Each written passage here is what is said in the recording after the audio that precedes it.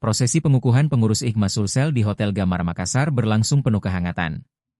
Sambutan para pejabat diwarnai dengan pantun yang dibacakan di awal dan akhir, menjadi daya tarik tersendiri di tengah acara resmi.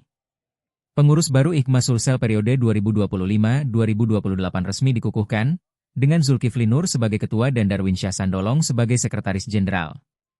Presiden DPP IKMA, IGD Arya Pering Arimbawa, menyampaikan bahwa organisasi ini bukan sekadar wadah, tetapi mitra strategis pemerintah dalam membangun ekosistem pariwisata yang unggul. Wali Kota Makassar Munafri Arifuddin melalui staf ahlinya menyampaikan apresiasi atas kontribusi IKMA dalam mendukung kebijakan pariwisata daerah.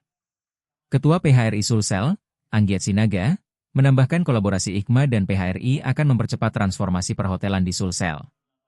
Kepala Dinas Pariwisata Kota Makassar, Hendra Hakamudin, juga menegaskan kesiapan bersinergi dengan IKMA untuk peningkatan kapasitas SDM perhotelan. Acara yang didukung sponsor seperti VHP, MNC Vision, dan sejumlah mitra lainnya ditutup dengan dinner serta silaturahmi bersama para tamu.